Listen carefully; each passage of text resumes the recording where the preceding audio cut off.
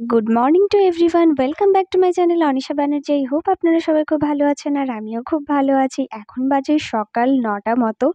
আর আজকে আমি এখানে সকাল সকাল উঠেই বানাচ্ছি সবার জন্য কফি। কারণটা হচ্ছে যে আজকে বাড়িতে চা পাতা নেই, চা পাতা শেষ হয়ে গেছে, যার কারণে আজকে আমাকে কফি বানাতে হচ্ছে। আর এই যে এখানের মধ্যে আমি আমুল দুধটা আগে জল দিয়ে ভালোভাবে গুলে নিলাম, কারণ গরুর দুধে করবো না, অম্বলটা বেশি করে, সেই কারণে সকাল সকাল খাবো সেই কারণেই আমুল দুধের করছি। আর এখানে এই যে ২ টাকা করে কফির প্যাকেট, এগুলো নিয়ে চলে এসেছি।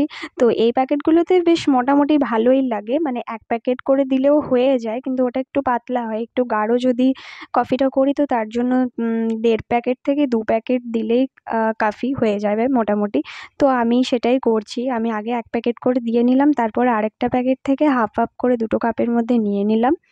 কফিটা করে নিয়ে আগে খেয়ে নিয়ে তারপর চলে এলাম এখানে। পুরো তাজা তাজা মূলো শাক দেখতে পেলাম আর ভাবলাম কি বানানো যায়, তো তারপরেই ঠিক করলাম যে এটার পকোড়া বানানো যাক, মুড়ি দিয়ে খাওয়া যাবে। তো যে কোনো শাক দেখলেই কেন জানি না আমার মনে হয় যে পকোড়া বানালে ওটা খেতে বেশি টেস্টিও লাগে আর ভালোও লাগে, শাকটাও খাওয়া হয়। তো এই শাকগুলো দেখে আর লোভ সামলাতে পারলাম না, সোজা চলে এলাম পকোড়া বানানোর জন্য। তো এগুলো খুব ভালোভাবে কেটে নিয়ে তারপর আমি এগুলোর পকোড়া বানিয়ে নিলাম।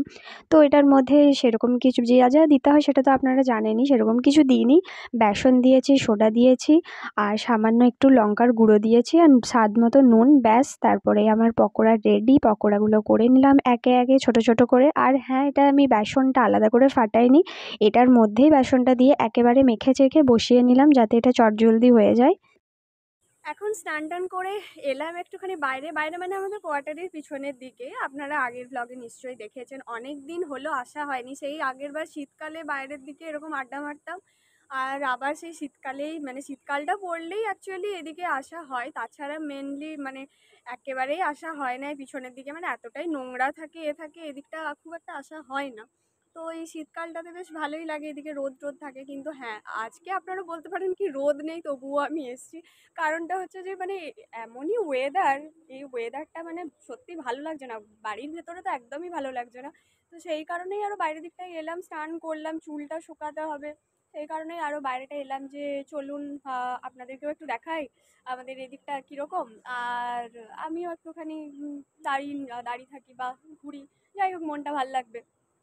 তো মানে ২ দিন ধরে বৃষ্টি পড়ছে, এরকম শীতকালের মধ্যে বৃষ্টি পড়ছে, যদিও বৃষ্টিটা পড়ছে ঠান্ডাটা পড়ার জন্য, কিন্তু তাও মানে একেবারেই রোদ না উঠলে তো আমার তো একেবারেই ভালো লাগে না। কার ভালো লাগে জানি না, কিন্তু রোদ না উঠলে সত্যিই ভালো লাগে না, মানে শরীরটা কীরকম ম্যাচ ম্যাচ করে, একদমই বিরক্তিই লাগে। বাড়ির ভেতরে থাকতে তো আরোই বিরক্ত লাগে।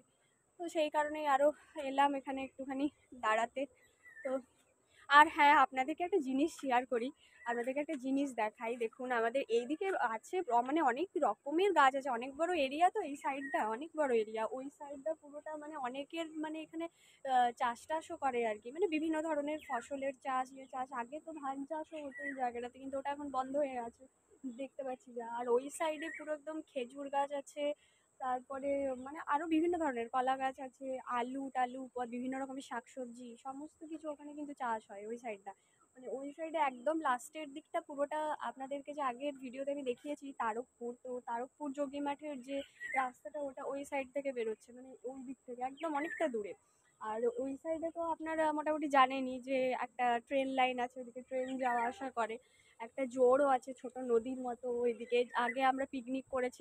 মানে আপনারা আমার ভিডিও দেখলেই হয়তো বুঝতে পারবেন, খুব সুন্দর কিন্তু একটা জায়গা আছে ওইদিকে।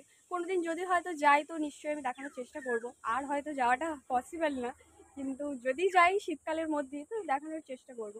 আর দেখুন এইদিকে যেটা আপনাদেরকে দেখাবো বলছিলাম, চলুন দেখাই জিনিসটা। আপনারা দেখতে পাচ্ছেন নাকি জানি না, ওই যে পরুল গাছ যেটা ওখানেও একটা রয়েছে, আর ওই যে ওইখানে ওই যে গাছটা আপনারা দেখতে পাচ্ছেন কি, দেখতে পাচ্ছেন কি না আমি ঠিক বুঝতে পারছি না। আমি মানে সামনে যেতে পারছি না, দেখুন কতটা নোংরা, এই নোংরাগুলো পুরো একদম পেরিয়ে যেতে হবে। দেখছি, যাওয়ার চেষ্টা করছি, সামনে থেকে দেখালে হয়তো এই জিনিসটা আরও বেশি বুঝতে পারবেন ভালো। স্নান টান করে এই সাইডটাতে মানে এইভাবে নোংরার মধ্যে যাওয়া মানে যাচ্ছেতাই ব্যাপার। যাই হোক, এই তো চলেই এসেছি আমি। তো দেখুন এই যে পরুল যে জিনিসটা, এটা আপনারা অনেকেই নিশ্চয়ই জানেন, আর যারা জানেন না তো এটার নাম হচ্ছে পরুল। এটা আমিও জানতাম না, মায়ের কাছেই শুনেছি। কিন্তু হ্যাঁ, ছোটোবেলাতে এই জিনিসটা তো খাওয়ার জিনিস, মানে অনেকে খায়, তো এটা শুকিয়ে পরে ভেতরে যে একটা ছবড়া টাইপের জিনিস তৈরি হয়, এটা কিন্তু আমি ছোটোবেলায় দেখতাম। আমি যখন ছোটো ছিলাম তো আমার যে ঠাম্মি ছিল, তো মানে বাড়ির বাড়ির সবাই বলতে গেলে ছোটোবেলাতে আমি যেটা দেখেছি, ঠাম্মি কেন, তো সবাই মানে এটাকে আমরা যেরকম মানে এখন সোপ ইউজ করি, একটা মানে যে পাপ ইউজ করি স্নান করার টাইমে, তো সেই জিনিসটার বদলে মানে ওনারা কি করতেন, ওনারা এই ছবড়াটা ইউজ করতেন। ভেতরের যে এই যে পরুলের যে শুকিয়ে যায়, তো শুকিয়ে যাওয়ার পর যে ভেতরে যে ছবড়াটা থাকে ওইটা ইউজ করতেন। ওটা দিয়ে মানে পুরো একদম হাত পা মাঝামাঝি করতেন আর কি, আমি যেটা দেখেছি। তো জিনিসটা বেশ ভালোই লাগে। আর ওটা দূর থেকে দেখেই মনে হলো কি আপনাদেরকে একটু শেয়ার করি। ওই দেখুন ওই সাইডেও কিন্তু দুটো রয়েছে সামনাসামনি, এই যে।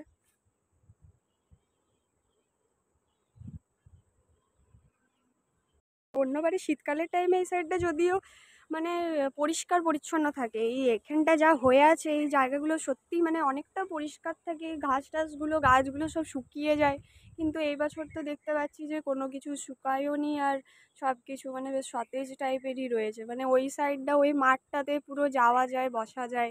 আপনারা তো দেখেইছেন আমার ভিডিওতে যে ওই সাইডে পুরো মাঠটাতে যাওয়া যায়। একা একা হয়তো আমি যাই না ওই মাঠটাতে, মানে আমার যে ফ্রেন্ড অনন্যা, ও এলে বা আমার বোনগুলোর সাথে ওই মাঠটাতে যাই। মানে আগে আগে প্রথম প্রথম যখন আমরা এখানে কোয়ার্টারে আসি, শিফট হই, তো তখন আমার মনে আছে কি প্রথম বছর আমরা ওখানে ওই মাঠটার মধ্যে পিকনিক করেছিলাম। তো তারপরে মানে 2 বছর করেছিলাম পিকনিক, তারপর থেকে আর করা হয়ে ওঠেনি। উম, বলতে গেলে মানে যারা ছিল তারা কারোর বিয়ে হয়ে গেছে, কেউ হয়তো বড় হয়ে গেছে এরকম টাইপের, আমারও হয়তো টাইম হয়নি সেই টাইমটা, জবে ঢুকেছিলাম। তো সেই কারণের জন্য মানে বন্ধই হয়ে গেছে পিকনিক করাটা। এখন আর পিকনিক করা সেরকমভাবে হয় না। ছোটোবেলার যে একটা মজা আনন্দ সেটা তো আলাদাই ব্যাপার। আর তারপর এখানে আসার পরেই যা করেছিলাম লাস্ট, আজ থেকে হয়তো 4-5 বছর আগে বলতে পারেন। তো এখন আর হ্যাঁ, আগের বছর ওই মাঠটাতে গিয়েছিলাম রোদে বসার জন্য। অনন্যা যখন এসেছিল আমরা সবাই মিলে মাঠটাতে বসেছিলাম, আপনারা হয়তো দেখেছেন, ভিডিও তো আমি করেইছিলাম। তো এই বছর তো আর সত্যি যাওয়াও হয়নি, এখনো পর্যন্ত যাওয়া হয়নি। এবার পরে যাওয়া হবে নাকি জানি না, ডিসেম্বর মাস জানুয়ারি মাস তো এখনো আছেই। এখানের মধ্যে এই যে আনারস গাছটা দেখছেন, এটা সোনামুখীর বাড়ি থেকে মা একটা ছোট ডাল নিয়ে এসেছিল, সেখান থেকে এটা লাগানো, কি সুন্দরভাবে হয়েছে। আর এইদিকে মা এখানে দুপুরবেলার জন্য রান্না করছে। এই ওয়েদারে এখন গরম গরম মাছ ভাজা চলছে, দুপুরবেলা মাছের ঝোল হবে, তো সেই কারণেই এখন এখানে গরম গরম মাছ ভাজা চলছে।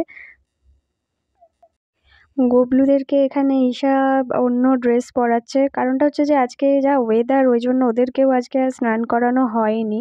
তো তিনজনই সকাল থেকে সোয়েটার পরেছিল, তো সোয়েটারগুলো খুলিয়ে ওই ড্রেসটাকে চেঞ্জ করে, মানে বাসি যে ড্রেসটা সেটাকে চেঞ্জ করে অন্য ড্রেস পরানো হচ্ছে। এখানে সন্ধ্যাবেলায় ঈশা একটা লাল শালু নিয়ে এখানে কাটাকুটি করতে বসেছে। আমি জিজ্ঞেস করলাম যে এটা কি বানাচ্ছিস, ও বললো গবলুর একটা কোনো জিনিস বানাবে। তো কি বানাবে বা কি বানাতে চলেছে এখনো পর্যন্ত আমি নিজেও জানি না, আমি শুধুমাত্র দেখছি আর ভিডিওই করে রাখলাম, একটু আপনাদেরকে দেখিয়ে রাখলাম। কারণ ঈশা বললো যে একটুখানি ভিডিও দেখিয়েই রাখ, যখন পুরোপুরি রেডি হয়ে যাবে তখন বাদ বাকিটা পুরোটা দেখানো যাবে। তো এখন কাউকে ও বলবে না যে ও কী বানাচ্ছে, হয়তো ড্রেসই বানাবে, তাছাড়া আর কি বানাবে লাল শালু দিয়ে। তো চলুন আজকে আপনাদের সাথে একটা খুব মানে কাজের বলতে পারেন, ভালো রকম একটা টিপস আপনাদের সাথে শেয়ার করব। তো আমার মানে আমার নিজের হচ্ছে, সেই কারণেই আপনাদের সাথেও শেয়ার করা। প্রচণ্ড চুল উঠছে, আর সামনে চুলের সামনেটা পুরো একদম ফাঁকা হয়ে যাচ্ছে, মাথার সামনেটা অর্ধেক চুল নেই বলতে গেলে এরকম টাইপের। তো তার জন্য আমি একটা ঘরোয়া তেল একটা ইউজ করব, ঘরোয়া তেল বানাবো। তো সেটাই ভাবলাম যে আপনাদের সাথেও শেয়ার করি। এখনো পর্যন্ত মানে আমি নিজে করে দেখিনি কেমন কাজ হচ্ছে, বাট আমার বোন বা আমার বাড়ির অনেকেই করেছে, যার জন্য শুনেই আমি সেটা করছি।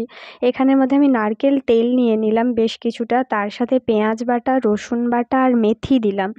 আর কালো জিরে বাড়িতে ছিল না, নাহলে কালো জিরেটাও আপনারা কিন্তু অ্যাড করে দিতে পারেন, কালো জিরেটাও খুব ভালো উপকার দেয়। তো এটার সাথে যেহেতু ছিল না তাই আমি অ্যাড করতে পারিনি, এটা দিয়ে আপনাদের দেখাচ্ছি। তো এটা বেশ ভালো মতোভাবে কিছুক্ষণ ধরে ফুটাতে হবে যতক্ষণ না লাল হচ্ছে।